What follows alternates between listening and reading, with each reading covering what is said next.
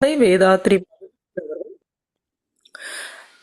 தனி மனிதன் அமைதி பெறுவதற்காக உடல் நலத்திற்கு உடற்பயிற்சி, உயிர் வளம் பெற காயகல்ப பயிற்சி, மனம் அமைதி பெற அகத்தவம் மற்றும் அகத்தாய்வு பயிற்சிகள் அளித்துள்ளார்கள். இத்தகைய சிறப்பான மனவளக்கலை எனும் வாழ்க்கை கல்வியை உலக சமுதாய சேவகம் ஸ்கை யோகா இணைய வழியே 12 நாட்கள் அடிப்படை பயிற்சியாகவும், அதனைத் தொடர்ந்து 4 மாதங்கள் சான்றிதழ் கல்வியாகவும் நம் இல்லம் தேடி வந்து அளித்து வருகிறது. இந்த சிறப்பான செய்தியினை நமது உறவுகளிடமும் நட்புகளிடமும் பகிர்ந்து அனைவரும் உடல் நலத்துடனும் ஆரோக்கியமாக அமைதியாக வாழ நம்மால் ஆன சிறு உதவியினை செய்வோம். மகரிஷியின் கனவாக உலக அமைதிக்கு நம்மால் என்ற சிறு தொண்டினை செய்து குருவின் கனவினை நனவாக்குவோம். மேலும் விவரங்களுக்கு kundaliniyoga.edu.in இணையதளத்திற்கு செல்லவும். வாழ்க வளமுடன். தவத்தினை தொடர்ந்து விடாமுயற்சி விஸ்வரூப வெற்றி என்ற தலைப்பில் சிந்தனை விருந்து வழங்க பேராசிரியர் அருள்நிதி சீதாலட்சுமி அம்மா அவர்கள் இணைந்துள்ளார்கள். அவர்களை அன்புடன் அழைத்து அமர்கிறோம். வாழ்க வளமுடன் அம்மா. வாழ்க வளமுடன். நன்றி அம்மா. வாழ்க வளமுடன். வாழ்க வையகம், வாழ்க வையகம், வாழ்க வளமுடன். குரு வாழ்க, குருவே துணை. வளர்க வேதாத்திரியம். அனைவருக்கும் இனிய மாலை வணக்கங்களும் வாழ்க வளமுடன் வாழ்த்துக்களும். இந்த இணைய வழித்தளத்தில் கலந்து கொண்டிருக்கும் அத்தனை இருப்பார்மை என்பர்களையும் வணங்கி வாழ்த்தி, இன்றைக்கு பஞ்சேந்திரம் தவத்தினை அருமையாக நடத்தி கொடுத்த பேராசிரியை அருள்நிதி கலை செல்வி சிவகுமார் அவர்களின் அன்பு குடும்பமும் அருட்பேராற்றல் கருணையினால் உடல் நலம், நீள ஆயுள், நிறை செல்வம், உயர் புகழ், மெய்ஞானம் ஓங்கி வாழ்க வளமுடன் என்று வாழ்த்துகிறோம். வாழ்க வளமுடன். இன்னைக்கு சிந்தனை நற்சிந்தனை விடாமுயற்சி விஸ்வரூப வெற்றி அப்படிங்கிறாங்க. ஆன்மீகத்துல விடாமுயற்சி இருந்தால்தான் வெற்றி பெற முடியும் என்று முன்னோர்களின் கருத்து. மற்ற துறையில் வெற்றி பெறுவது மிக சாதாரண விஷயம். அதாவது மற்ற துறையில் வெற்றி பெற வேண்டுமானால் பொருளாதாரம் மூலமாகவோ, கல்வியின் மூலமாகவோ, மற்ற தொழில்களின் மூலமாகவோ, இல்லை என்றால் அதிகார பதிவில் உள்ளவர்களிடத்தில் கமிட்மெண்ட் செய்து அவர்களின் மூலமாகவோ மற்ற துறையில் வெற்றி பெற்று விடலாம். ஆனால் ஆன்மீக துறையில் வெற்றி பெறுவதென்றால் மனதை சார்ந்த விஷயமாகும். இதைத்தான் மகர்ஷி அவர்கள் சொல்வாங்க, ஒரு கோட்டை கொடுப்பாங்க, மனதை இதமாக வைத்து கொள்பவனே மனிதன் அப்படிம்பாங்க. அதாவது மனம் இதமாக வைப்பது என்றால் அங்கு அருகுணத்தை சீரமைத்தால்தான் மனம் இதமாக இருக்கணும். அதாவது மகிழ்ச்சியர்கள் ஆரம்பத்துல அருகுணத்தை சீரமைத்து வந்தால்தான் தவமே வரும் அப்படிம்பாங்க. அப்போ முன்னாடி ஒரு பழமொழி சொல்லுவாங்க தெரியுமா, ஒரு ஜான் ஏறினால் ஒரு முழம் சறுக்கும் அப்படிம்பாங்க. அப்ப ஆன்மீகத்தில் வெற்றி பெற வேண்டும் என்றால் ஸ்கை யோகா, வேதாதிரி மகர்ஷி அவர்களின் குண்டலினி யோகம் மூலம் வெற்றி பெறுவது மிகவும் சுலபம். நிச்சயம் வெற்றி கிடைக்கும். ஆன்மீகத்தில் விஸ்வரூப வெற்றி வேண்டும் என்றால் முதலில் குருவின் கடாட்சம் வேண்டும் அப்படிம்பாங்க. அதாவது ஒருவருக்கு குருவின் வருகை எப்போது நடக்கும் அப்படின்னு எப்படி பார்த்தோன்னா, ராமகிருஷ்ண பரமஹம்சர் சொல்வார், ஆன்மீக நாட்டமும் அருள் தாகமும் கொண்டு ஏங்குகின்ற பக்குவ நிலையை அடையும் போது மனம் இறைவனே குருவை அனுப்பி வைப்பார் அப்படின்னு பரமஹம்சர் சொல்றார்.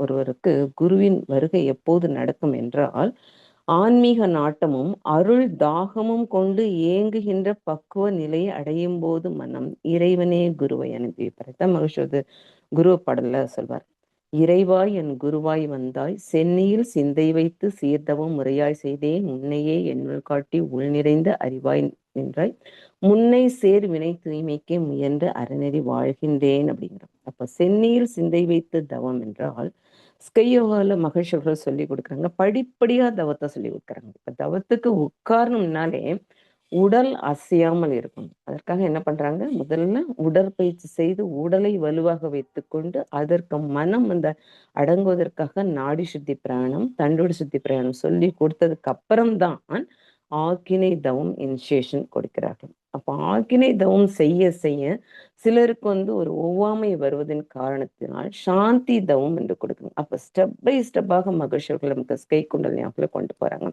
முன்னாடி எல்லாம் தவம் செய்து மிகவும் துன்பப்பட்டார்கள்.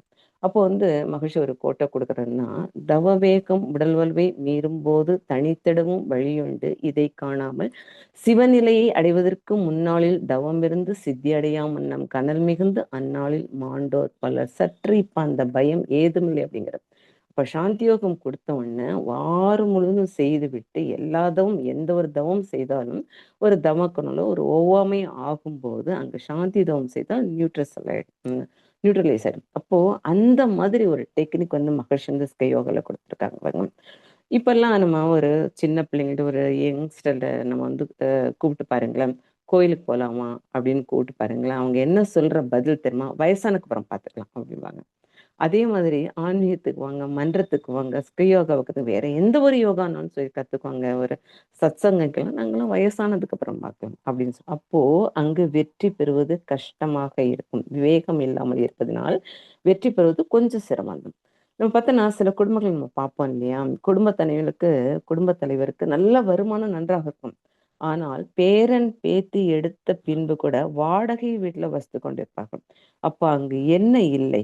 விடாமுயற்சி இல்லை என்றுதானே பொருள். முயற்சி செய்திருப்பார்கள். வீடு வாங்கணும், என் நிலம் வாங்கணும், அது வாங்கணும், இது வாங்கணும் சொல்லுவாங்க. ஆனால் ஒரு இடமோ ஒரு வீடோ வாங்குவது போது அங்க ஏதாவது ஒரு ரீசன் வந்து அவர்கள் தடுத்துருங்க. இந்த காற்றோட்டம் இல்லை, இங்க பஸ் வசதி இல்லை, இங்க ட்ரெயின் வசதி இல்லை, இங்க ஸ்டேஷன் இல்லை, இங்க பள்ளிக்கூடம் இல்லை, இங்க காலேஜ் இல்லை, இங்க வந்து தண்ணீர்ல ஏதாவது சொல்லி சொல்லி ஒரு வருடங்கள் தள்ளிப்பட்டு திருப்பி அந்த கிரவுண்டோ அந்த வீடோ வாங்கும்போது விலை ஏறி இருக்கும். அப்போ அங்க என்ன சில காரணங்கள் சொல்லிவிட்டு அது வந்து செயல்படாம முடியாமல் இருக்கும். அப்ப அங்கு வெற்றி பெறுவது மிகவும் கடினம் தான். மகிழ்ச்சி அவர்கள் அதுக்காக என்ன சொல்கிறார் என்றால், ஆக்கத்துறையில் அறிவை செலுத்து, ஊக்கமுடன் உழை, வெற்றி நிச்சயம் அப்படிங்கிறார். தவ ஆற்றலை அறிவின் ஆற்றலாக மாற்ற வேண்டும். அறிவின் ஆற்றல் என்றால் ஞான கர்மேந்திரங்கள் மூலமாக இயங்குகின்ற அறிவின் ஆற்றல் கிடையாது.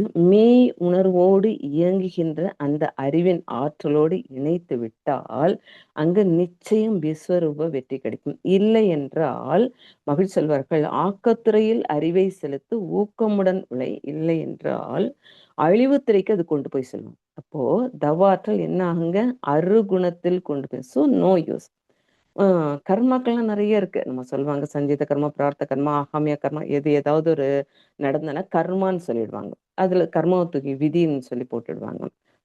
சஞ்சீத கர்மா வந்து முன்னோர்கள் செய்த நல்வினை தீய வினைகள் பதிவுன்னு சொல்றாங்க. ஒரு பண்டல் பண்டலா இருக்கு அப்படிங்கிறாங்க. இப்போ நல்லதும் இருக்கு இல்லையா? தாத்தா வந்து கஷ்டப்பட்டு ஒரு வீடு கட்ட இடம் வாங்குவார். ஆனால் அவர் காலத்தில் வீடு கட்ட முடியாமல் ஏதோ ஒரு ரீசன், பொருளாதார வசதி இல்லாமல், சூழ்நிலை ஒத்து போகாமல் இருக்கும்போது அந்த இடம் அப்படியே இருக்கும். அது வந்து சஞ்சித கர்மா சொல்றாங்க. அதுக்கப்புறம் பிரார்த்த கர்மனா மகன் வீடு கட்டி முடித்து விடுவார். அந்த இடத்துல வந்து மகன் வந்து கஷ்டப்பட்டு வீடு கட்டி முடிக்கும். அது வந்து பிரார்த்தனை சொல்லுவாங்க. ஆகாமிய கர்மான்னு சொல்லும்போது அந்த தாத்தா வாங்கின இடமும் மகன் அப்பா கட்டி முடித்த இடம் பேரம்பேத்தி என்ன செய்வாங்கன்னா, அந்த அப்பா வந்து அறநெறி வாழ்க்கையோடு அந்த குழந்தைகளை வளர்த்திருந்தால் அந்த பேரன் பேத்தி தீய சேர்க்கையோடு சேராமல் கடுமையாக உழைத்து அந்த வீட்டை மூலதனமாக வைத்து பல வீடுகளை வாங்குவதோ பிசினஸ்ல ஈடுபடுத்து ஏதாவது ஒண்ணு செஞ்சுட்டு அங்க வந்து வெற்றி அடைவாங்க. அப்போ இங்க என்ன இருக்குன்னா மிகவும் உழைப்புத்தன்மை தான் இருக்கு. தாத்தா வந்து 8 மணி நேரம் ஒர்க் பண்றாங்கன்னா அப்பா வந்து 12 மணி நேரம் ஒர்க் பண்ணியிருப்பாங்க. பேரம்பேத்தி வந்து 18 மணி நேரம் ஒர்க் பண்ணதான் அந்த வீட்டை வந்து மேல கடன் இல்லாமலோ அந்த மாதிரி நம்ம வந்து அந்த வீட்டை வந்து பாதுகாக்கணும். முயற்சியை தான் பொறுத்தது. அப்போ விடாமுயற்சி இருந்தால்தான் வெற்றி பெற முடியும். சமஸ்கிருதத்துல ஒரு 2 வார்த்தைகள் இருக்கு. என்னன்னா பிரதிக்கிரியை ஸ்வீகிருத்தை அப்படிம்பாங்க. நம்ம எந்த ஒரு செயல் செய்தாலும் அதில் அறம் இருக்க வேண்டும். பிரதிக்கிரியை என்றால் அறம் இல்லாத செயல் அப்படின்னு சொல்லுவாங்க. அதாவது கோபத்தினால் ஏற்படும் ஒப்புதல். அவன் கார் வாங்கிட்டான், நம்ம கார் வாங்கணும். அவன் வீடு கட்டிட்டான், அவனோட பெரிய வீடு. அப்போ அது அறம் இல்லாத செயல். பிரதிக்கிரிங்கிற ஸ்டேட்மெண்ட்ல போடுது. அதாவது அந்த ஒப்புதல் அது சரியான முடிவு தருவதில்லை, சரியான ரிசல்ட் தருவதில்லை. அது வந்து சவால்னு சொல்றாங்க. அறம் இல்லாத சவால், சேலஞ்ச் அப்படிங்கிறாங்க. ஸ்வீகிருதி என்றால் சவால்களை மகிழ்ச்சியாக ஏற்றுக்கொள்வது, உற்சாகமாக ஏற்றுக்கொள்வது. அப்பதான் காலத்தாலும் அழியாத வெற்றி புகழ் அப்படியே இருக்கும். அதாவது எனக்காக நான் வீடு கட்டுகிறேன், என் குடும்பத்தினருக்காக வீடு கட்டுகிறேன், என் குடும்பத்தினருக்காக நான் கார் வாங்கினேன் அப்படின்னு சொன்னால் அழியாத வெற்றி எப்போதும் இருக்கும். தாத்தா இடம் வாங்கினார், மகன் வீடு கட்டினான், பேரன் பேத்தி அந்த வீட்டில் இருப்பதோ இல்லை கடனாக மாற்றுவதோ அவர்களோட கர்மான்னு சொல்லிடுவாங்க. அதாவது பலவீனமாக இருப்பது, அந்த குணத்தில் பலவீனமாக இருப்பது, அப்போ விஸ்வரூப வெற்றி வருவது மிகவும் கடினம்தான். மற்றும் மகர்ஷி வாழ்க்கையில ஒரு நடந்த சம்பவம் என்னன்னா, மகர்ஷி அவர்கள் வந்து மகர்ஷி அவர்கள் வந்து உலக சமுதாய சேவா சங்கத்தை நிறுவித்து இப்ப இன்னைக்கு வந்து ஆள் போல் தழைத்து மேல் நாடுகளிலும் கூட நம்முடைய மனவளக்கலை ஸ்கை யோகா பரவி கொண்டிருக்கிறது என்றால், மகர்ஷி போன்ற ஒரு தனி மனிதனை சமுதாயம் வரவேற்கிறது என்று பொருள். கூட்டோட யாரோடையும் அவர் சேரவில்லையே. மகர்ஷி அவர்கள் நிறுவிய உலக சமுதாய சேவா சங்கம் இன்று ஆள் போல் தழைத்து மேல் நாடுகளிலும் நம் மனவளக்கலை ஸ்கை யோகா பரவி கொண்டிருக்கிறது என்றால், மகர்ஷி போன்ற தனி மனிதன் சமுதாயத்தை வரவேற்குதான் என்ற பொருள். அவர்கிட்ட என்ன இல்லை, பண வசதி இல்லாம இருந்தது, படிப்பறிவு இல்லாம இருந்தது, அவர்கள் சப்போர்ட்டிவ் எந்த ஒருத்தரும் இல்லாம அவர் எப்படி அந்த விடாமுயற்சி தானே அந்த ஸ்கை யோகா குண்டல் யோகா ஒரு விஸ்வரூப வெற்றியை கொடுத்தது. விஸ்வரூப வெற்றியை கொடுத்தது. உலகத்துல பார்த்தா 4000க்கு மேல சங்கங்கள் இருக்கிறது. அந்த டைம்ல 1950ஸ்ல வந்து மகர்ஷி வாழ்க்கையில் நடந்த ஒரு விஷயம். இந்த உலக சமுதாய சேவா சங்கம் பதிவு சங்கமாக மாற்ற திட்டமிட்ட போது 1950ஸ்ல சங்க சட்டப்படி குறைந்தது 7 பேராவது உறுப்பினர்களாக இருக்க வேண்டும். மகிழ்ச்சி அவர்கள் மிக கடுமையான அப்பெல்லாம் தவத்துக்கெல்லாம் வர முடியாது, ஏன்னா பஞ்சகாலம் இல்லையா, சாப்பாடுவதற்கே வழி இல்லை. அப்போ போய் யார் தவத்துக்கு வருவாங்க? அப்போ மிக முயற்சி எடுத்து 10 நபர்களை ஒன்று சேர்த்து பதிவு பெற்ற சங்கமாக உருவாக்கினார்கள். சங்க தலைவர் வேதாதிரி மகர்ஷி அவர்கள் மற்றும் சங்கம் வளருவதற்காக சங்க உறுப்பினர்களின் ஆண்டு சந்தா ஒன்ஸ் இன் இயர் ₹2 தான், ₹2 தான். அந்த காலத்துல ₹2 இப்போ வந்து ₹200 மதிப்பாகும். அந்த பணம் ₹2 கட்ட வேண்டும் என்பதால் பவுண்டர் மெம்பர் ஒரு சங்க பக்கமே தலை வச்சு படுக்கல. ஆனா சங்கத்துக்காக மகர்ஷி அவர்கள் தன்னிடமுள்ள கை பணத்தை செலுத்தி சங்கத்தை தொடர்ந்து நடத்தி வந்தார். இப்போ மகர்ஷி அவர்கள் வந்து அல்ட்ரிசம் என்கிற ஒரு தத்துவ விளக்க நூல் வந்து ஆங்கிலத்தில் எழுத தொடங்கினார். அந்த நூலை சரிபார்க்க அந்த டைப்பிங் சார்ஜ் எரேஸ் பண்றதெல்லாம் செய்வதற்கு சங்க பணத்துல வந்து ₹150 செலவாகி இருந்தார். மொத்தம் அந்த அந்த புத்தகத்தை தயாரிப்பதற்காக ₹250 செலவாயிடுச்சு. தன்னுடைய கை பணத்தையும் போட்டு ₹250 கொடுத்து அந்த அல்ட்ரிசம் என்கிற தத்துவ விளக்க புத்தகத்தை ஆங்கிலத்தில் எழுதினார்கள், மொழிபெயர்த்தார்கள். சங்க பணம் ₹150 செலவு என்ற கணக்கை பொதுக்கூட்டம், நம்ம ட்ரஸ்ட் மீட்டிங் இப்போ போடுறோம் இல்லையா, பொதுக்கூட்டத்தில் வந்து சப்மிட் பண்ணாங்க. இந்த மாதிரி செலவாச்சு, அல்ட்ரிசம் புக்கு எழுதினேன், அதனால இந்த டைப்பிங் சார்ஜ் அந்த எரேசிங் அதெல்லாம் எடுக்கிறதுக்காக 150 செலவாச்சு அப்படின்னு சமர்ப்பிச்சாங்க. அப்போது சங்க உறுப்பினர்கள் மகர்ஷி கிட்ட அடுக்கடுக்காக கேள்விகளை வச்சாங்க. நீங்கள் உங்களுக்கு வந்து யார் இந்த அதிகாரம் கொடுத்தது, யாரை கேட்டு நீங்க செலவு செஞ்சீங்க, எக்ஸெட்ரா எக்ஸெட்ரா. மகர்ஷி அவர்கள் இதை சிறிதும் எதிர்பார்க்கல, அவரோட பணமே அதுல போட்டிருக்காரு. பிறகு கூட்டத்தில் முடிவு செய்யப்பட்டது என்னவென்றால், சங்க பணத்திலிருந்து தலைவருக்கு ₹5 கூட செலவு செய்ய அதிகாரம் இல்லை. அதற்கு மேல் செலவு செய்தால் எங்களிடம் அனுமதி கேட்க வேண்டும் அப்படின்னு சொன்னாங்களாம். உடனே மகர்ஷி என்ன பண்றாங்க, உடனே சரின்னு சிக்னேச்சர் போட்டார். வாக்குவாதமே பண்ணல. அப்போ உடனே சிக்னேச்சர் போட்டோம். அப்பதான் ஒரு கோட்டை கொடுக்குறார் மகர்ஷி அவர்கள். அதிகார சட்டங்கள் அறிவாளிகளால் இயற்றப்படுகின்றன, அதை முட்டாள்கள் வழி நடத்தும் போது அதன் ஆளுமைக்கு கீழ் உள்ளவர்கள் மனம் வருந்தியே தீர வேண்டும் அப்படிங்கிற நல்ல ஒரு கோட்டை, டைமண்ட் லைன்ல பொறிக்கப்பட்டது. அதிகார சட்டங்கள் அறிவாளிகளால் இயற்றப்படுகின்றன, அதை முட்டாள்கள் வழி நடத்தும் போது அதன் ஆளுமைக்கு கீழ் உள்ளவர்கள் மனம் வருந்தியே தீர வேண்டும். இந்த வாட்ஸ்அப்ல வந்தது, அதாவது சிங்க கூட்டத்துக்கு தலைவன் கழுத, கழுத கூட்டத்துக்கு தலைவன் சிங்கம். அப்ப எது வெற்றி பெறும்? சிங்க கூட்டத்துக்கு தலைவன் கழுத, கழுத கூட்டத்துக்கு தலைவன் சிங்கம். இப்ப எது வெற்றி பெறும்? கழுத கூட்டம் தானே வெற்றி பெறும். அப்போ மகர்ஷி வந்து ஒரு அவரை பத்தி பேராசிரியர் என்ன சொல்றாரு, மகர்ஷி வந்து சொல்றார், நான் எனது கருத்துக்களுக்கு ஒரு வடிவம் கொடுத்தேன், அதற்காக என் வாழ்க்கையே அர்ப்பணித்தேன். நான் வெற்றி பெறவில்லை என்றால் என்னை விட சிறந்த ஒருவர் எனக்கு பிறகு அதனை செய்து முடிப்பார். கரெக்டு தானே? இப்ப அவருடைய எண்ணம் வந்து, அவரோட கருத்து வந்து எல்லாருமே மனவளக்கலை அன்பர்கள் செய்து முடிப்பார்கள். அதுதான் பேராசிரியர் வந்து சொல்ல, ஓங்கார மண்டபம், ஆசிரியர் பயிற்சி, ஆட்சியின்றி ஆளும் ஐயன் திருவருள். மகிழ்ச்சி இருக்காரா?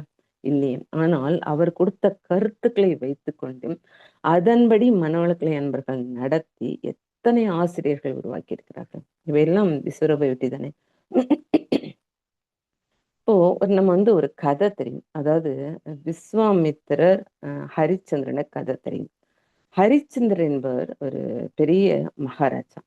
அவர் வந்து எப்போதும் உண்மையுமாக நேர்மையாக அந்த ராஜ்யத்தை நடத்தி கொண்டிருந்தார். அப்போ இந்திர சபையில வந்து ஒரு மீட்டிங் போட்டிருந்தாங்க. இந்திரன் தலைவரா இருக்கிறாரு. வசிஷ்ட மகர்ஷியும் விஸ்வாமித்திர மகர்ஷிக்கும் ஒரு வாக்குவாதம் நடைபெற்று கொண்டிருக்கிறது. என்னென்றால் வசிஷ்ட மகர்ஷி சொல்றாரு, ஹரிச்சந்திரன் மகாராஜா அவர் வந்து நேர்மையாகவும் உண்மையாகவும் அந்த ராஜ்யம் நடத்துகிறார். எவ்வளவு பெரிய மகான் அவர் அப்படிங்கிறார். அப்ப விஸ்வாமித்திரர் வந்து அதுக்கு எதிர்க்க சொல்றார், இல்லை இல்லை, ஒருவர் ராஜ்யம் நடத்த வேண்டும் என்றால் உண்மையாகவும் நேர்மையாகவும் இருக்க முடியாது. அப்படியே உண்மையாக நேர்மையாக இருந்தால் ராஜ்யம் நடத்த வாய்ப்பில்லை. இப்ப அரசியல பாக்குறோம் இல்லையா, அப்ப அந்த காலத்து அரசியல் வாய்ப்பில்லை அப்படிங்கிறது. அப்ப வந்து இவர் சொல்றாரு, வசிஷ்ட மகர்ஷி சொல்ல, இல்லை இல்லை, ஹரிச்சந்திரன் உண்மையே கடைபிடிப்பவர். அப்போ இவர் சொல்றாரு, விஸ்வாமித்திரர் சொல்றாரு, நான் அவரை உண்மைக்கு புறம்பாக பொய் பேச வைக்கிறேன், நேர்மையிலிருந்து அவரை நழுவ வைக்கிறேன் அப்படிங்கிற. அப்போ வசிஷ்டர், அதெல்லாம் உன்னால முடியவே முடியாது அப்படின்னு. அப்படி முடிந்தால் நான் செய்து விட்டால் அப்படிங்க, நீ செய்து விட்டால் உங்களுக்கு பிரம்ம ரிஷிங்கிற பட்டம் கொடுக்குறோம் அப்படிங்கிற. சரி, அப்போ வசிஷ்டர் சொல்றாரு, அப்படி செய்ய முடியாவிட்டால் என்ன செய்யறது அப்படி கேட்கறது போது விஸ்வாமித்திரர் சொல்றார், என்னுடைய தவ ஆற்றல் முழுதும் உங்களுக்கு அர்ப்பணித்து விடுகிறேன் அப்படின்னு. அப்புறம்தான் வந்து ஒரு நாடகம் நடக்குது. விஸ்வாமித்திரர் வந்து ஹரிச்சந்திர மகாராஜா பொய் பேச வைக்க முயற்சி பண்றாரு, நேர்மையை தவிர முயற்சி வைக்கிறான், ஏதாவது ஒரு பெண்ணை கூட்டி இந்த ரெண்டாவது கல்யாணம் பண்ணிக்க இப்படி எல்லாம் சொல்ல வைக்க, அந்த கேரக்டரே ஸ்பாயில் பண்ண வைக்கிற இவ்வளவு முயற்சி எடுக்கிறார். ஆனால் ஹரிச்சந்திரன் ஒரு சென்டிமீட்டர் கூட தன்னுடைய நேர்மையை தவறாமல், தன்னுடைய கேரக்டரை ஸ்பாயில் பண்ணாமல், ஒரு உண்மையிலிருந்து தவறாமல் அவர் வந்து நடந்து கொண்டே இருந்தார். கடைசியில் வெற்றி யாருக்கு கிடைத்ததுங்க? விஸ்வரூப வெற்றி யாருக்கு கிடைத்தது? ஹரிச்சந்திரனுக்கு கிடைத்தது. இப்ப உண்மை என்று பேச நம்ம யார்கிட்டயாவது உண்மை வந்து பொய்ய மறைச்சு உண்மையை பேசணும், நீ என்ன ஹரிச்சந்திரன் பக்கத்தை விட அப்படிம்பாங்க. விஸ்வாமித்திரர்கள் தவம் செய்து தவம் செய்து தவம் செய்து ஹரிச்சந்திரனை ஸ்பாயில் பண்ண அந்த தவ ஆற்றலை செலவழித்து கொண்டே இருந்தார். ஆனா ஹரிச்சந்திரனோ தன்னுடைய கடமையை உண்மையும் நேர்மையும் கடைபிடித்து அவர் கொடுத்த துன்பங்களை எல்லாம் பொறுத்தார் பாருங்க. கடைசியில விஸ்வரூப வெற்றி வந்து ஹரிச்சந்திரன் தான் கிடைத்தது. அப்போ இவ்வளோ தவம் செஞ்சு என்னத்துக்கு? அப்போ விஸ்வரூப வெற்றி பெற வேண்டுமால் தவ ஆற்றலை நல்ல வழியில் செலுத்த வேண்டும். விஸ்வரூப வெற்றி பெற்றால் ராமாயணத்துல ஒரு இடம் வரும். எப்படின்னா, ராமாயணத்துல ஒரு காட்சி வருது. ராமன் வந்து ராவணனுக்கும் இடையே ஒரு போர். ஏன் ரீசன் நம்மளுக்கு எல்லாம் தெரியும். ராமனோட ஒய்ஃப் சீதையை கூட்டிட்டு கொண்டு போய் சிறையில வச்சுட்டாங்க. அதனால ராவணனுக்கும் ஒரு போர் நடந்துகிட்டே இருக்குது. போர் முடிகின்ற தருணம். இப்ப ராவணன் எப்படிப்பட்டவர்கள் என்றால், தவம் செய்து தவம் செய்து தன்னுடைய இலங்கையை சொர்ணபுரியா ஆக்கி வச்சுட்டார். ஒண்ணு ஃபர்ஸ்ட். செகண்ட் திங் வந்து அவர் அசுரர்களுக்கே தலைவன். தேர்ட் ஒன் வந்து சாம வேத தத்துவம் படுத்தல். அதாவது ரிக்யஜு சாம அதர்வ 4 வேதங்கள் இருக்கு. அதுல டஃப்பான வேதிக்ஸ் எதுன்னா சாம வேதம். அவ்வளவு டஃப்பானது அவர் படிச்சிருக்கிறார் பாருங்க. தவம் செய்து தவம் செய்து தன்னுடைய மாளிகையை தங்க மாளிகையாக்கி அசுரர்கள் கூட்டத்திற்கு தலைவன் எவ்வளவு பலம் வாய்ந்தவர். அப்போ அவரை எதிர்த்து ராமன் போரிடுகிற மானிட ஜென்மம் தான். அவர் தான் அசுரர்களுக்கு தலைவன். இப்போ கடைசிக்கு போர் முடியறதுக்கு முன்னாடி நாள்ல ராவணன் மகாராஜா கிட்ட வெப்பன்ஸே இல்லை, எல்லாத்தையும் இழந்திருந்தான் போர் செய்து விட்டு. ராவணன் வந்து ஒரு அம்பை எய்து அவனை சாகடித்திருக்கலாம், ஆனால் ராவணன் வர செய்யவில்லை. கம்பர் எழுதுவார் ஒரு வார்த்தை, இன்று போய் நாளை வா அப்படிங்கிற. அந்த சொல் கேட்ட உடனே ராவணன் வந்து நடுங்கினான். எப்படி நடுங்கிறாருன்னா, அதாவது கடன் பட்டார் நெஞ்சம் போல் கலங்கினான் இலங்கை வேந்தன். இலங்கையோட ராஜா கலங்குவதான். அந்த ஒரு சொல், இன்று போய் நாளை வா. அதுதான் மகிழ்ச்சியர்கள் மன்னிப்பு அப்படிங்கிற. மன்னிப்பு அப்படிங்கிறது. அப்போ இந்த வாழ்த்து முறையில மன்னிப்பு அடங்கியிருக்கு. மகிழ்ச்சி ஒரு வாழ்த்து முறை கொடுக்குறாரு. பகைவனுக்கு அருள்வாய் நன்னெஞ்சே என்ற பாரதியின் கூற்றுப்படி மகிழ்ச்சியோருக்கு ஒரு வாழ்த்து முறை வைக்கிறார். யாராவது ஒரு தப்பு பண்ணிட்டாங்க, மன்னிச்சிரு, ஒன்றும் பிரச்சனை இல்லை. மன்னிக்கிறதே ஒரு பெரிய வெற்றி தான். ரியாக்ஷன் பண்ண வேண்டாம், அவளுக்கு எதையும் எதுவும் சொல்ல வேண்டாம். அப்போதான் மனம் அமைதி பெற்று ஆன்மீகத்தில் ஒரு படி மேலே ஏறி வெற்றி பெறலாம். அப்போ இந்த மாதிரி மன்னிப்போட இருந்தால் அது என்ன ஆகுறதுன்னா ஆன்மீகத்துக்குள் வெற்றி பெறதுக்கு ஒரு படி ஸ்டெப் வந்து மேல உயர்கிறோம். இந்த காலகட்டத்தில் விஞ்ஞான காலத்தில் பார்த்தோன்னா ஒரு அல்ட்ரின்ங்கிற ஒரு புக்கை படித்தேன். அது அல்ட்ரின் அந்த புக்கை வந்து யாருன்னா ஸ்பேஸ் மேன் என்று அழைக்கப்படுகின்ற எட்வின் சி அல்ட்ரின் எழுதிய ஒரு புத்தகம். அவருடைய தன்னுடைய அனுபவத்தை அவர் பகிர்ந்து கொள்கிறார். அந்த எட்வின் அல்ட்ரின் என்பவர் யாருன்னா ஸ்பேஸ்மேன். அதாவது விண்வெளியிலே அவர் 12 வருட காலமும் சுற்றி திரிந்து கொண்டிருந்தார், அந்த மூணுல கால் வைப்பதற்காக. அப்போ சுற்றி திரிந்து கொண்டிருந்தார். அப்போ விண்கலத்திலிருந்து இப்போ நாசா வந்து ஒரு கமாண்ட் கொடுக்குது, விண்கலத்திலிருந்து ஒருத்தர் இறங்க போகிறார் அப்படின்னு. அப்போ அந்த நாசா வந்து அந்த கமாண்ட் கொடுத்துட்டே இருக்கிறச்ச அதாவது எட்வின் அல்ட்ரின் வந்து கோ பைலட். அவர் இந்த 15 இயர்ஸா ஸ்பேஸ்ல ரன் பண்ணிட்டு இருந்தாரு. மூணை சுற்றி வாக்மேன், அவர் வந்து வாக்மேன், அவர் மூன் வாக் செய்து கொண்டிருந்தார் 3 வருஷம். அவர் வந்து ஆபீஸ்க்கு போகல, வீட்டுக்கு போகல, தன்னுடைய நினைவு இல்லாமல் எப்படியாவது இந்த மூணு காலை வச்சுருந்து இந்த மூணு சுத்தி சுத்தி சுத்தி வந்துட்டு இருந்தார். அவரோட கோ பைலட் தான் நீல் ஆம்ஸ்ட்ராங். இன்னைக்கு வந்து நம்ம வரலாற்று புத்தகத்தில் சந்திரன் முதல்ல இறங்கினது தொட்டது யாரு? Neil Armstrong. பாட்டே இருக்கு, நீல் ஆம்ஸ்ட்ராங் நாங்க வரலாறு இருக்கு, படித்திருக்கிறோம். ஆனால் எட்வின் தான் முதலில். வரலாறு இருக்கிறது, அவரோட புத்தகத்துல அவரோட அனுபவத்தை எழுதுகிறார்.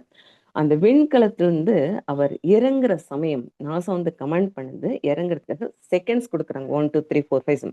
அந்த அந்த 5 செகண்ட்ஸ்ல இறங்கி ஆகணும். எட்வின் வந்து ஓபன் பண்றாரு, அந்த விண்கலம் ஓபன் ஆகுது. இறங்குற போது அவர் யோசிக்கிறார். என்ன யோசிக்கிறேன்னா, இந்த இந்த நிலம் வந்து எர்த்து கிராவிட்டி இருக்குமா, இல்லைன்னா கேஸ் எப்படி இருக்கும் அப்படின்னு யோசிக்கும் போதே நீல் ஆம்ஸ்ட்ராங் வந்து இறங்கி விடுகிறார். அப்ப நாசா வந்து சொல்றேன், த பைலட் ஷல் பாஸ் அப்படின்னு நீல் ஆம்ஸ்ட்ராங் பேரை கமெண்ட் பண்ணிடுறேன். நீல் ஆம்ஸ்ட்ராங் எப்படிப்பட்டவர்னா, அவர் வந்து சீமன், அதாவது கடல்மன். அவர் வந்து ஷிப்மன் சொல்லுவாங்க. நீல் ஆம்ஸ்ட்ராங் பல வருடங்களாக ஷிப்பில் வேலை செய்து கொண்டிருக்க, ஷிப்லே பயணம் பண்ணி கொண்டிருந்தவர். அவர் என்ன பண்ணுவார்னா, ஆழ் கடல்ல இறங்கி அந்த தரையை தொட்டு தொட்டுட்டு வருவாராம், ப்ராக்டிஸ் பண்ணிட்டு வருவாராம். ஆழ் கடல்ல இறங்கி அவர் தரையை தொட்டு, அவர் வந்து ஸ்பேஸ்ல இருந்தது 3 வருடம் தான். ஆனால் எட்வின் வந்து 15 வருடமா சுற்றி இருந்தார். இவர் வந்து இந்த நீல் ஆம்ஸ்ட்ராங் வந்து தரையை தொட்டு தொட்டு, இப்ப நம்ம வந்து ஒரு குளத்துல குளிக்க போறோம், ஒரு நதியில குளிக்க போறோம், இடுப்பளவு தண்ணி இருந்தா என்ன ஆகும்னா கால் வந்து தரையில பதிஞ்சிருக்கும். அதே நம்ம தலைக்கு மேல ஒரு முழம் தண்ணி இருந்ததுன்னா கால் வந்து பதியாது. ஏன்னா அந்த எர்த்து கிராவிட்டி ஃபோர்ஸ் வந்து செயல்படாது. அந்த எர்த்துக்கும் தண்ணிக்கும் ஒரு வேறுபாடு இருக்கிறது. அப்போ நம்ம இடுப்பளவு தண்ணி இருந்தால் தான் கால் வந்து டச் பண்ண முடியும் தரையில, தலைக்கு மேல தண்ணி தான் மிதப்போம் நம்ம. அப்போ அங்க எர்த்து கிராவிட்டி செயல்படாத போது ஆழ்கடலில் நீந்தி தரையை தொட்டு தொட்டு வந்த காரணத்தினால் அவர் வந்து 3 வருஷம் தான் ஸ்பேஸ்ல ட்ரைனிங் எடுத்தாரு. அவர் வந்து முதல்ல இறங்கிடுறார். இவர் யோசிக்கிறதுக்கு முன்பே நீல் ஆம்ஸ்ட்ராங் இறங்கி விடுகிறார். கமாண்ட் கொடுக்குறாங்க, என்ன கொடுக்குறாங்க? The pilot shall pass Neil Armstrong. இந்த வரைக்கும் நாம் படித்து கொண்டிருக்கிறோம். அதைத்தான் அல்ட்ரின் என்கிறவர் தன்னுடைய அனுபவ உரையை எழுதுகிறார். அதாவது அவர் இறங்குறதுக்கு முன்னாடி அவர் என்ன புக் நாலேஜ் தான் அவருக்கு இருந்தது, அனுபவ நாலேஜ் இல்லை. அவர் இறங்குறச்ச யோசிச்சுட்டு 5 செகண்ட்ஸ்ல இறங்கணும், 1 2 3 செகண்ட்ஸ்ல அவர் யோசிக்கிறதுலே செலவழித்தார். அவரோட புக் நாலேஜ் இருந்தது, நீல் ஆம்ஸ்ட்ராங்குக்கு அனுபவ நாலேஜ் இருந்தது. அதனால்தான் அவர் விஸ்வரூப வெற்றி பெற்றார். அப்போ இந்த மாதிரி யோசித்து கொண்டு அந்த வாய்ப்பை தவற விட்டுருக்கிறார். அப்போ அந்த சொல்லுவாங்க இல்லையா, என்னன்னா அந்த பழமொழி ஒன்று இருக்கு இல்லையா, ஏட்டு சுரக்காய் கறிக்கு உதவாது அப்படின்வாங்க. அந்த புத்தகத்துல அல்ட்ரின் எழுதுறார், என்ன அனுபவம், அப்படின்னு எழுதுறேன். அப்போ எல்லாமே பயிற்சியில் தான் வெற்றி பெற முடியும். ஒரு ஆங்கில ஒரு கோட்டை இருக்கு. என்னன்னா, no one perfect but practice make perfect அப்படிங்கிறாங்க. மகரிஷி அவர்கள் சொல்ற பயிற்சி தான் முக்கியம். பயிற்சி இருந்தால்தான் ஆன்மீகத்தில் முன்னேற முடியும். அப்போ கோ பைலட் நீல் ஆம்ஸ்ட்ராங் ஸ்பேஸ்மேன் கிடையாது. அவர் வந்து ஷிப்பம். ஆனால் எட்வின் வந்து ஸ்பேஸ்மேன் வாய்ப்பை தவற விடுகிறார். இப்ப இந்த மாதிரி சில வெற்றிகள் வந்து தடை போடுது. மகாபாரதத்துல ஸ்ரீகிருஷ்ணர் இருக்கிறார். மகாபாரதத்துல வந்து கடவுளாக போற்றப்படுகின்ற ஸ்ரீகிருஷ்ணர் யாருக்கு விஸ்வரூப தரிசனத்தை கொடுத்தார்? அர்ஜுனனுக்கு தான் கொடுத்தார். அர்ஜுனனுக்கு போயிட்டு ஒரு டென்ட்ல போயிட்டு விஸ்வரூப தரிசனத்தை கொடுத்தார்? அப்படி கிடையாது. குருஷேத்திர வார்ஃபீல்ட்ல அங்கதான் விஸ்வரூப தரிசனம் காமிக்கப்பட்டது. ஆனால் உணர்ந்தது யார் என்றால் அர்ஜுனன். ஏன் உணர்ந்தார்னா டோட்டல் ஸ்ட்ரெஸ் ஆனார். அதாவது போரிடுவது யாருக்கு எதிர்க்கலன்னா, அண்ணன் தம்பிகள் எதிர்க்க இருக்காங்க, உறவு முறைகள் எதிர்க்க இருக்காங்க. அப்படி எப்படி நான் வந்து போர் பண்ணுவேன் அப்படின்னு கிருஷ்ணன் கிட்ட கேட்கிறார். ஒருத்தர் முதல் நாள் போரிடுறாரு, அவரோட டீச்சர் வந்து நிக்கிறார், கிருபாச்சாரியார் நிக்கிறார். எப்படி நான் போர் செய்வது? காண்டிபத்தை கீழே விடுறார். இன்னொரு நாள் பார்த்தோன்னா அவரோட மாஸ்டர் துரோணாச்சாரியர் குரு நிக்கிறார், காண்டிபத்தை நழுவிடுறார். இன்னொருத்தர் வந்து பீஷ்மர் தாத்தா நிக்கிறார். நான் எப்படி போரிடுவேன்? என்னால் முடியவில்லை கிருஷ்ணா அப்படின்னு டோட்டல் ஸ்ட்ரெஸ் ஆகி அந்த தனுஷ ஆரவில்லை கீழே போட்டுரும். அப்பதான் கிருஷ்ணன் சொல்லுவாரு, அவர்கள் வந்து அதர்மம் பக்கத்தில் சேர்ந்தவர்கள். அவர்கள் வந்து அதர்மம் பக்கத்தில் சேர்ந்தவர்கள். ஆக்சுவலா பார்த்தா அதர்ம பக்கத்தில் சேர்ந்தவர்கள் செத்தவர்கள் போலதான். நீ வெறும் அம்புதான் வீசுகிறாய், உனக்கு கர்மா பாதிக்காது, அன்பை விடு அப்படிங்க. அப்ப விஸ்வரூப தரிசனம் யாருக்கு காமிச்சான்னு கிருஷ்ணன், அதாவது கிருஷ்ணன் வந்து அர்ஜுனனுக்கு தான் காமிக்கிறார். எல்லாருக்கும் தான் குருஷேத்திரத்துல எல்லாருக்கும் தான் விஸ்வரூபம் தரிசனம் காமிச்சார். உணர்ந்தது யார் என்றால் அர்ஜுனன் தான். அதனாலதான் அவரால் வெற்றி பெற முடிஞ்சது. அந்த அர்ஜுன் காமிக்கும் போது டோட்டல் ஸ்ட்ரெஸ் ஆகும்போது அதை உணர்கிறார். உணர்ந்து அந்த விஸ்வரூப தரிசனத்தை பார்த்துட்டு மயக்கம் அடைஞ்சு விழுந்துட்டான். அதனால்தான் அவரால் வெற்றி. மற்றவர்களுக்கும் விஸ்வரூபம் தரிசனம் கிடைச்சது. இப்போ விஸ்வரூப தரிசனம் மனவளக்கலையில என்ன சொல்லுவாங்கன்னா, நம்ம துரியாதீத தீட்சையில பேரியக்க மண்டலத்தை சொல்லுவோம் விஸ்வரூப தரிசனம் அப்படிங்கிறான். இப்போ ஒரு மனவளக்கல ரெண்டாவது அந்த துரியாதீத தீட்சையில ஒரு 10-15 பேர் இருக்கிறாங்கன்னா அதுல 2-3 பேர் தான் ஆன்மீகத்தில் உயர்ந்த துணை பேராசிரியர் பேராசிரியர் அதெல்லாம் இல்லை. ஆன்மீகத்துல உயர்வது அந்த 2-3 பேர் தான். துரியாதீத தீட்சை கொடுக்கும்போது 10 பேர் இருந்தால் அந்த 2-3 பேர் தான் அந்த பேரியக்க மண்டலத்தை அந்த உணர்வு அவங்களுக்கு கிடைக்கும். அப்போ அந்த விரிவான மனநிலையில் எந்த ஒரு காட்சியும் காண நேர்ந்தால் நம்மளுக்கு இது சின்னது, இது பெருசு, இது பிரச்சனை அதெல்லாம் நம்மளுக்கு தெரிய வாய்ப்பிடும். அப்போ அந்த விரிவான மனநிலையில் இருந்து அந்த விஸ்வரூப தரிசனத்தோடு இருந்து விடாமுயற்சி இருந்தால் விஸ்வரூப வெற்றி ஏற்படுகிறது. அப்ப துரியாதீத தவத்தில் மகிழ்ச்சி வந்தவர்கள் அந்த பேரியக்க மண்டலத்திலிருந்து ஒவ்வொரு நிகழ்ச்சியில் நம்ம பார்க்கும்போது நம்ம கண்ணெதிர்க்கில் இந்த கல்லை வந்து தூர போடுற மாதிரி. அப்போ இந்த நம்ம ஸ்கை யோகால சொல்லி கொடுக்கின்ற உடற்பயிற்சி, உடல் நலத்துக்கு உடற்பயிற்சி, மனவளத்துக்கு தியானம், உயிருக்கு வந்து காயக்கல்ப பயிற்சி மற்றும் குணநல பேருக்காக அகத்தாய் பயிற்சி. அதாவது குணநல பேருன்னா தற்சோதனையில் எடுக்கும் முடிவை கொண்டு தவத்தினால் கிடைக்கும் மன உதவியை கொண்டு எதிர்கால வாழ்க்கைக்கு செம்மைக்கு பயன்படுத்தும் கொள்ளும் முறையே குணநல பேர். ஒரு முடிவை எடுத்துட்டு தவத்தினாலும் தற்சோதனை அந்த முடிவில் வந்து சரியாக இருந்தால் விஸ்வரூப வெற்றி கிடைக்கும் என்று சொல்லி அனைவரும் ஸ்கை யோகாவை, மகிழ்ச்சியவன் குண்டலி யோகாவை பின்பற்றுவோம் என்று சொல்லி இத்தனை பொறுமையாக அன்பர்கள் கேட்டதற்கு அவர்கள் நன்றிகளையும் வாழ்த்துக்களையும் கூறிக்கொண்டு விடாமுயற்சியே விஸ்வரூப வெற்றி தரும் என்று சொல்லி இந்த சிந்தனையை முடித்துக் கொள்கிறேன். வாழ்க வளமுடன், வாழ்க வளமுடன், வாழ்க வளமுடன். நல்ல அருமையான ஒரு தலைப்பு, விடாமுயற்சி விஸ்வரூப வெற்றி.